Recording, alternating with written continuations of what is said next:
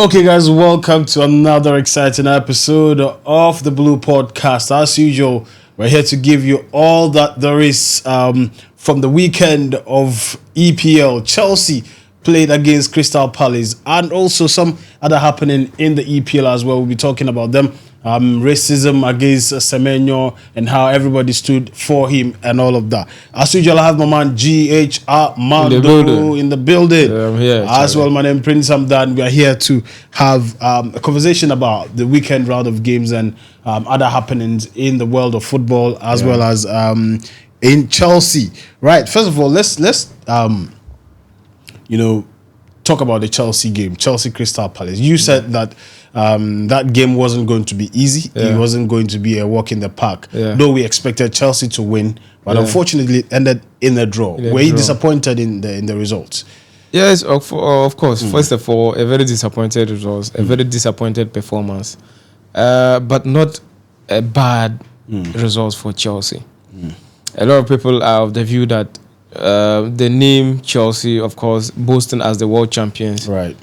Chelsea should have done better. But for me, I always look at these kind of games to be a check for any other team. Right. There's no way you look at this Crystal Palace team and you feel like they are just a walkover team. I mean, if you look at their records for the past 10 games against the so-called big teams in England, I think Chelsea did so well by getting a draw against them. So it could have been worse. Remember, a lot happened in the game. Right. So for me, yes, a very disappointing result, but not a bad result for Chelsea. Right, not a bad result. What were your general highlights of the game? What did you think Chelsea did better, and what did we not do better? Did we not do well that could have helped us win this game? Well, if you look at the game properly, I know and we're sure that Crystal Palace were coming in with a very low block structure. Right. It wasn't news. We all know what they were coming out to do. However, I feel like Chelsea didn't really prepare very well for that, because you know what you are coming to face. So Enzo Maresca should have prepared really well, because I know he's been doing a lot of homework. But he couldn't do that, and I think few players didn't get they didn't get themselves in the game, especially in the final third of the game. That is the Crystal Palace, third. Kopama, Joao Pedro were very quiet, and of course Jimmy Gittins. Yeah. So I expected something to change in the game of play, but Chelsea still kept on with the same approach till about 80th minute of the game. The only change in plan I saw in the game was when Delap came in. That was when I saw a lot of crosses coming in, which I think Chelsea got some chances and they couldn't finish it. So some of the positive highlights for me in the game was Josh Achampong. And brilliant defender. Brilliant. Come on, very solid. Defensively solid. I mean, he handled a macho man in the game for me, because Mateta is just like his father, and he bullied him properly. He just bullied Mateta. Right. His tackles, his area duels was excellent. And I remember some time ago I made the point that these are players that should be introduced to give them some confidence. Right. Because now the football is played with a lot of young talents are playing. And I remember making the point of Lamine Yamal playing now, the confidence he has and all of that. And I'm happy they've introduced him. They've given him the go ahead to even start games like this. And if you watch him, you can see that the confidence is building very confident. up, and he's doing he did amazingly well in that game. No doubt about that. Right. If you saw his stats, it was very impressive.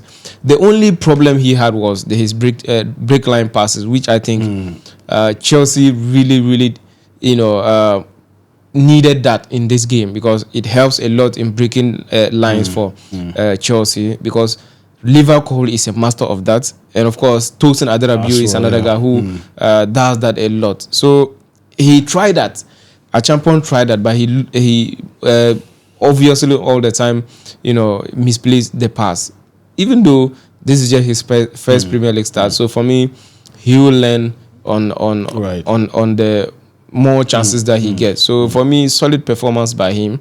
Another highlight positively I saw was the introduction of Estevao. He lifted up the place, and Estevao, the crowd anytime was he get the ball, the crowd was behind him, and he was trying. He tried his best to always create something out of nothing, because everywhere was choked. Yeah. So he was trying his best to destabilize the back line of Crystal Palace, and it was hard. Even though he didn't get too much of them, for me, I feel like Chelsea were not, playing him on time. I saw a ball where Sanchez held the ball. He was running freely. Sanchez couldn't locate him. That would have been a very beautiful counter attack. Sanchez just, kicked the ball away. So for me, he should be starting the next game.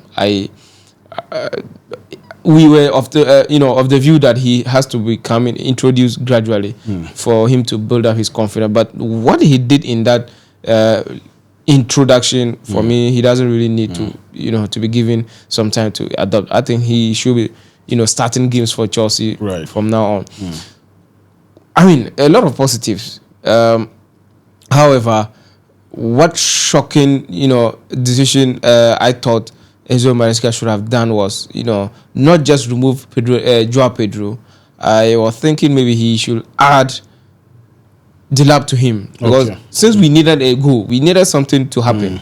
So get more strong men up front. Up front, right. So I was expecting to see Delap added to the attack.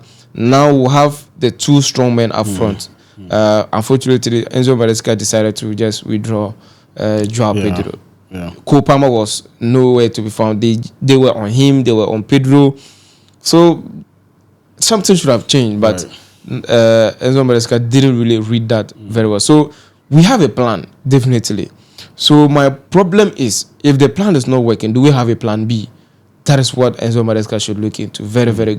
And we are going to be meeting a lot of teams who will be playing this kind of football in the Premier League. So he has to set up a plan B. Whenever we need a low block side, then he can work out something, and then we were able to break that block. Hato also started. How did you see his? Gittins, you mean Gittins? Sorry, Gittins. Yes. Gittins also started. So give me Gittins. It's always difficult for this kind of wingers to break a low block side. For me, I think he did pretty well, even though he loses some balls, which he has to fight back. That is one thing I like about him. After losing the ball, he will track back and then make sure he win the ball back or destroy it.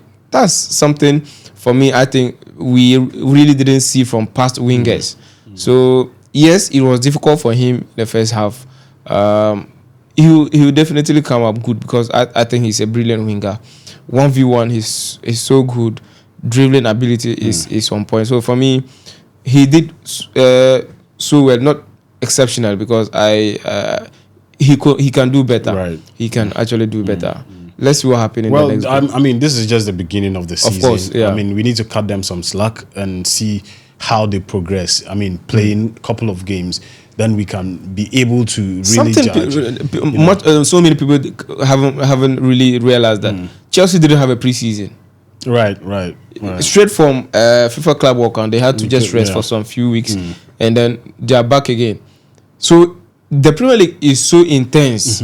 They need some time to speed up their game mentality and everything. They need some time. The intensity of the Premier League is on a different level. Right. So Chelsea, because of that, they still need some time to speed up themselves, get the mentality right, and of course the intensity to that level before they can compete. For me, nothing really spoiled. This is just the beginning. Right. This is just the beginning, and for me, I think that we'll see how things progress. Sure. I mean, along the line. But one incident that also caught a lot of attention was when Eze scored that goal from a free kick, and it was called off. Yeah. Can you take us through what really happened? Was it actually a goal? Was it not? What's your take on that? So there's a big argument with regards to that. Yeah. Even though the referees have come to clarify why they said it was not a goal. Yeah. So a lot of people, are not aware of this particular rule. But it's been there for over a decade now. It's not a new rule. It is never a new rule. So the thing is, the rules are there, and if you violate the rules, that means they will have to take actions. So it is not actually the foul or the push that was a foul. No, that wasn't the reason the goal was chopped off. It was actually because of Gil. The distance between him and the Chelsea wall was supposed to be 1 meter and above. So by the time the free kick taker will kick the ball, you have to be within that range. You don't have to be up above 1 meter. So the point Eze was about to kick the ball, that was the time Gehi was also pushing Caicedo. So his distance went narrow. He was closer to the Chelsea man wall. That is where he was just on the wall. Exactly. So that was the reason why it was disallowed. So the rule is just there clearly in the FIFA rules that it is not a new rule. What I just want people to understand is not a new rule. It's been there for over a decade now. Right. Okay. So let's look at. I mean, they've been. I mean, the news that Simons is coming, Garnacho is coming. What's up with the hold up? What's happening? Are they still going to come? The season has started. A lot of Chelsea fans are fed up with the news every day. Right. Is agreed every day. New different updates story, every day. Update. A lot of Chelsea fans are beginning to feel bad, and for me, it's based on two things. It's based on two things. Just this morning, I read some story that the RB Leipzig sporting director actually commented on this, that he doesn't see anything wrong with it. It's only news. It's only, And the fact is that if the agreement did not meet, Simons is not going nowhere. So that's why he said the price is there. You just have to meet the price. Just meet it. And they are not desperate. They are not desperate to sell. So Chelsea just has to meet their price. And Chelsea are also ready to, agree with the kind of price that they are looking out for. So that is just the stumbling block. It is not. And Chelsea are also looking at outgoings. Probably Christopher Nkunku has to go before they can, or Nicholas Jackson. One of them has to go before they can actually come out boldly. So that is still what is holding. With regards to Garnacho, Garnacho is really well appreciated by Chelsea, and he himself is looking for that move. But as we speak now, I in my opinion, I see that deal unlikely to happen because Chelsea will prioritize Simon's deal over the Garnacho's deal. So really, yes, of course, and I am saying this confidently that even if there's going to be an emergency signing for a centre back, that will call off the deal for Garnacho. So let's see what happens. But hopefully something can be done. It also depends on the outgoings. If it happens that so many players like remember Raheem Sterling is still there. Disasi is still there. Ben Chilwell is still there. So if all of them are able to leave, then there will be room for new players to arrive. But nothing is done yet. Yeah. But Enzo Maresca is insisting on a centre back because of the absence of Koro. Yeah. And the board is also not in agreement with that. Yeah. I mean, I think this is the first time we've had, Enzo Maresca and the board, having these kinds of engagements, especially outside in the public. Yeah. Well, what's happening? What's up with that? So, a couple of press conferences Enzo Maresca granted. He lamented that yes, Chelsea really needs something to happen in terms of the centre back, and that has to be as soon as possible. As soon as possible, desperately, we need that. However, the Chelsea board are also stating categorically that they are not. It's not in their plans. No, centre back are not, because they feel like they have enough centre backs. Right. And this, back and forward between the two of them can actually make or break this Chelsea relationship between the manager and the and that will affect the definitely the performance. It will affect the development of the team. Right. So the issue is that the board also, the argument of the board is that they feel like we have enough centre backs. Right. We only lost Tosin and Cowell. But if you pick Chelsea's centre backs, Fofana is there. Chalobah is there. Disasi is still there. He's still in the books of Chelsea. And Semenyo is there. The young boy Chelsea got last season from Boca Juniors is there. And of course, Ashampontu is there. You brought in Hato. That's about 6 centre backs available. Right. Even though some are very, very young. But you have about 6, available centre backs. So they feel like, come on, we can do something from our own, disposal. So why not try to find a solution internally? That's the argument of the Chelsea board. You understand? So Enzo Maresca also feel like, yes, we have some numbers internally, but they are not capable yet. Yeah. So this is the confusion between the two bodies. Yes, of course, we have the numbers. But in terms of the quality, they are not there yet. You understand? They have the potential, but they are not there yet. And this means that if anything happens to Chalobah too, it means that it's going to be serious. We are done. It's going to be a serious case. Yeah. The name that also popped up is Renato Vega. But it's now almost impossible for him to be reinstated into the team. It is almost impossible because of what happened between him and the club in the general transfer window.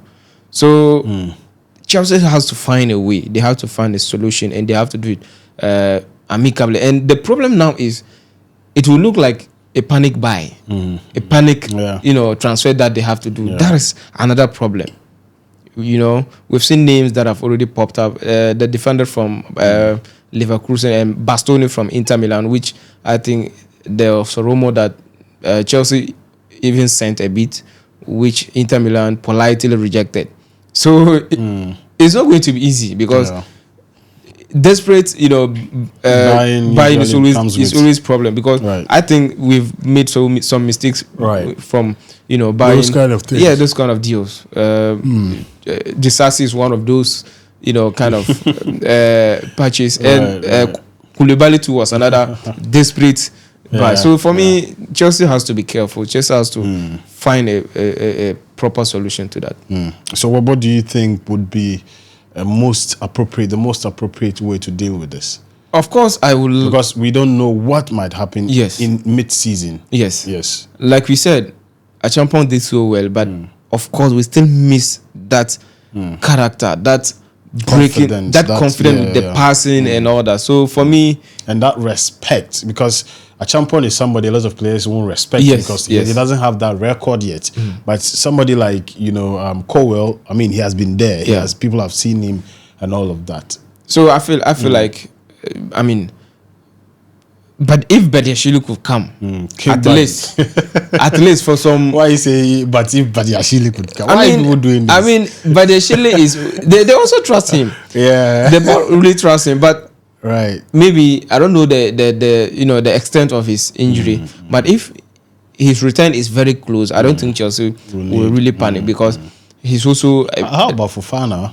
Fofana is there. He's fit. Very fit. I think they are just managing his managing him for now. But Enzo Maresca confirmed that he will be involved in the next game. He was even on the bench against Crystal Palace. Just Chelsea decided not to give him some minutes, but he will be getting some minutes very soon. So I think that is why.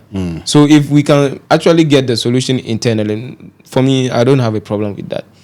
Because if you are going out for another center back, you won't spend less than 50 million. So numbers will be increasing, and then that's a lot. So yes, if we can find a solution internally, we should do that. Try and work around that. And well, let's see. How long is Score going to be out? Probably 5 to 6 months. Yes, it's a long time. It's a long time. So is the injury of Tosin that I'm not sure, but I hope it won't be any issue that long, right? Okay, so hopefully our next game will be better. Yeah, and we will definitely we have to smash West Ham. As we said, we have to. Yeah, you know, West Ham. Even what's the name? Even Sunderland came. The newcomers has to wallop them. A banner was flying. A fan just traveled from West Ham with a big banner with Mohammed Kudus picture and a big snake around him. That is, but he wasn't lucky. Yeah, they were giving. They were swallowing goals. So at Sunderland. Mohammed Kudus was enjoying himself. Yes, we're coming to talk about that. Mm-hmm. As I said, let's see how things roll out for Chelsea. But I mean, in the general scheme of things, let's look around some of the happenings in EPL as well. We had a big issue that, you know, I think was quite handled well. But I think that going forward, some of these things have to be more punitive. Yeah. Talking about the racism, you know, issue that happened against Semenyo, which you know was unfortunate. Yeah. But I mean, we have to talk about it because these things keep happening. At the point where you feel that now we are good, then ugly. You know, issue rears its head again. Yeah. But I was particularly happy about how, you know, even Liverpool, the host team, how they handled it. Yeah. It was very impressive. How you know, even Premier League themselves handled it. Yeah. How, you know, other footballers across the world handled it. Yeah. It makes it more better. It makes it much better for the player, because sometimes you get into these issues and people are still trolling you and still attacking you all over the place, and it makes it worse. I don't know, what's your, you know, thoughts on this particular one? Racism, is it ever going to end? Is there ever going to be a time where we can play this beautiful game without feeling, you know, not enough? Well, it's going to be tough because for me, day in, day out, new problems.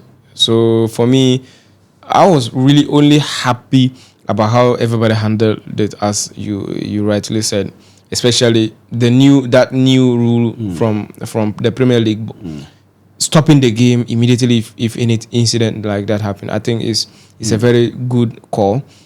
And Antoine Semenyo is a good guy, and how he was able to handle that situation was really impressive.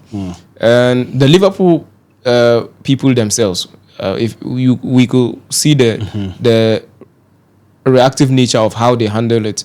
I mean, these are some of the things we actually hate to see in football, especially in this modern football. Right. I feel like we've grown past this kind of, you know, behavior. We are all one people. Behavior, if you see the players in the fold, the way they enjoy themselves, right, it shouldn't be a different thing outside. So for me, it was unfortunate, and I'm happy Liverpool released a very good statement. And of course, after the game, I could see Arne Slot also, talking to Semenyo, and it was beautiful. It was beautiful, and right till after that, he was, you know, arrested. So hopefully, we will be seeing this kind of immediate reactions from, you know, both parties, and it will definitely help eliminate it. Because if you actually look at that incident, it was pretty bad. You know, a player going close to the player, the fans, and you just roll yourself from a wheelchair and then made that kind of statement. It was very bad. Imagine if it was the other way around. Somebody had done this to somebody who is on a wheelchair. You see, so sometimes it's just... So hopefully we'll be able to eliminate it completely. But I know it's going to take some time, and it's going to be very, very difficult. And Semenyo himself released a statement. I mean, showing his gratitude for how it was pretty impressive how they handled. And the Ghana Football Association also, I mean, showed their support to Semenyo, and I think that makes a lot of sense. And the performance after, personally, from Semenyo, come on, that's a way to respond to this kind of thing. Right. Now, it was unfortunate they had to lose the game, but you know, I mean, what do you expect? It's against Liverpool, and of course, their defense is not all that top. And I mean, for Semenyo to be able to equalize the first 2 goals, at least you should have been able to manage a draw. Yeah.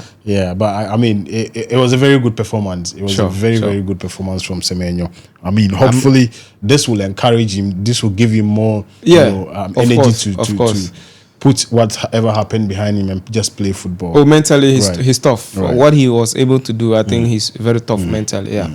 Now let's come to Mohammed Kudus. I mean, our African brother, who he's half Brazilian, half African.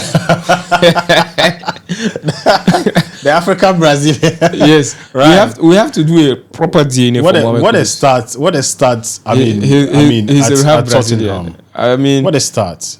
I was watching the game while smiling. This some of the highlight. He will sit and feel like, yes, I really deserve to be here. I mean, he was enjoying himself more like, his playground, right?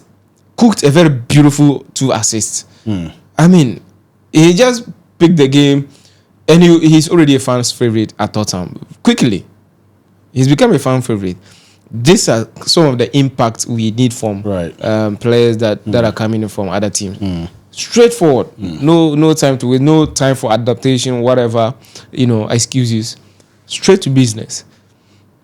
And you could see the moment he was substituted, the stadium was standing with standing ovation. So for me, Mohammed Kudus is definitely going to lift up the Tottenham team, and for me, this season is going to be a very crucial season for him personally, because a lot of expectations are going to be on him, because especially definitely Tottenham is above West Ham, so we expect to see an improved season from him. So let's see what happens. But to be honest, what we witnessed on that day tells you that he's ready. And spectacular. Even Richardson wasn't sure of who he really is, and he feel like Mohammed Kudus has some Brazilian. That could be my brother right there. Right. Wow, beautiful. Let's also talk about United's performance. This is a team that this is a team that came, from a season that was, terrible. Yeah. And coming back and holding Arsenal by their neck. Yeah. And Arsenal only narrowly escaping by just a lone goal. How do you see United's performance? I mean, over the weekend. Well, honestly, I think the best team lost on that day, because United played like they were there. It was just unfortunate, For me, I think United deserve to win that game. However, it doesn't really happen that way sometimes. You play so well, at the end you lose, and little details can cost you. For example, the goalkeeper. For me, Onana, I'm still struggling to understand. I don't think Onana is the man for Manchester United. They have a really big problem in the goal post. For me, if Amorim has to, improve, or if he has to make this Man United team a very a good winning team again, they have to start from the goalkeeping department. No, Onana is my guy. No issue, but that is the fact. There are some games you are not supposed to lose because you've done so well.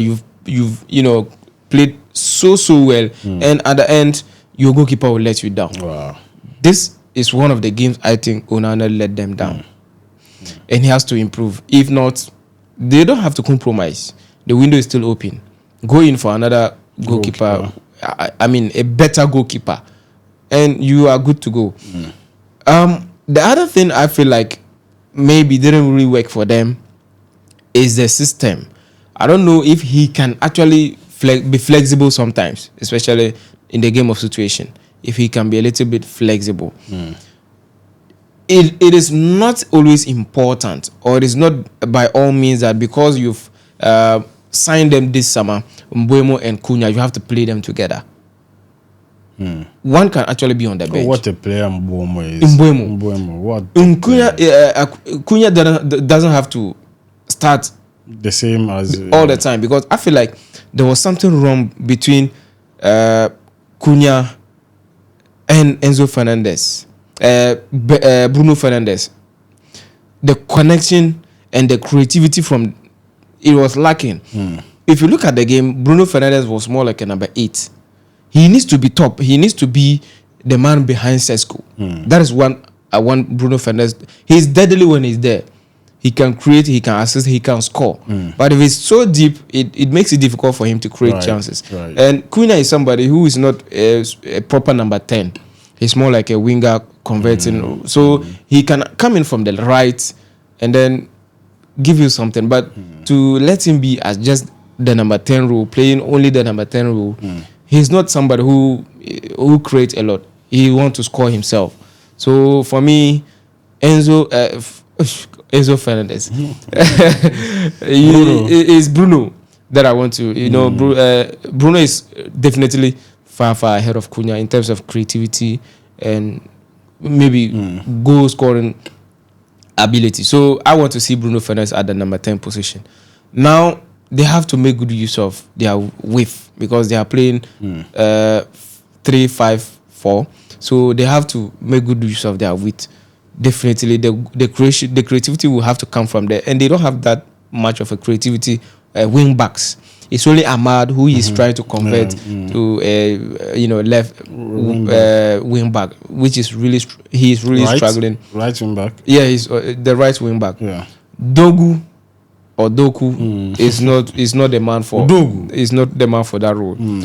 If they have to create from that side, they have to find a better right wing back, left wing back. So these are some of the things I think Man United need to work on. But to me, the game against Arsenal, they bullied Arsenal. They topped it, top performances. Arsenal, on the other hand, they also have their own problem. To me, yes, you have a strong centre forward. You have a deadly centre forward. But he alone cannot do the job. You need a creator. There's no creativity in the Arsenal midfield. Odegaard is not a creator. I've been saying this. Odegaard is not a creator. He's more like the ball holder type, somebody who will hold ball for others to move into better spaces.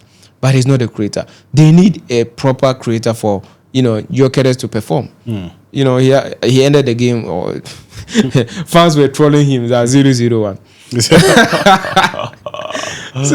Gyökeres with a 0-0-1 performance, it's not going to help. Right. And if you are playing Martinelli on the left, let him cross the ball to your striker. Definitely, we know Saka can score. He can create and he can score. But, develop a plan to help the striker. If not, it is not going to work for Gyökeres, and that would be a bad, thing for Gyökeres and Arsenal as a whole. Altogether, yeah, right. But what has been? What are some of the other games that you really want to talk about? West Ham. What happened to West Ham? Graham Potter is not a coach. Graham Potter is not a manager. Man. He has to find a different job. It is obvious that Chelsea made a huge gamble by employing him because it's showing clearly. For me, Graham Potter, yes, he can be a good maybe technical director or something else just to help in developing, but to be the main man, I still don't think he's there yet. So West Ham, I feel like if he's not the coach, the first coach to be sacked, I'll be surprised. by the end of September or so. If he's not sacked, I'll be surprised because nothing is really working for him. West Ham, no signings. You've allowed one of your best players to leave. No replacement. Nothing. Even the player who was your good centre forward, because he was using his energy well. Antonio left. You didn't replace him. So it's going to be tough for West Ham this season, and I wasn't surprised to see Sunderland, beating them by 3 goals to 0. They will swallow more goals next week if they are not careful, because Chelsea are coming. Chelsea is coming. Yeah. Right. But how was your week generally? How was your how did you see the first week of EPL generally? The Premier League is back with a bang. For me, it was everywhere was impressive. It looks like it didn't stop. Everything was really exciting, and that is what the Premier League brings to us, and we are happy to be back. When the Premier League is back, or when football is back, the women are crying. Yeah, of course they have to cry. I saw some videos. I was like, that baby. I'm sorry, but I'm going for the. For the next 8 months, yes, or 18 months, yes, I'm signing for Chelsea. So I'm going on loan. I'll be back. Oh, then that's a different video. I also saw one where they were doing handing over ceremony of the remote. Yes, from the women to the men. To the men, yeah. Yes, because football is back. It's back, man. And it's exciting and entertaining. I mean, it's football brings us together, know, and it takes some of our worries away. Yeah. All right, guys. Thanks for watching today's episode. Let us know your thoughts in the comment section as well. And don't forget to subscribe. And don't forget to tell us which part of Africa, which part of the world you're watching us from. As usual, my name is Prince Amdan, and this is the Blue Podcast. We'll see you in the next one. Peace. We out.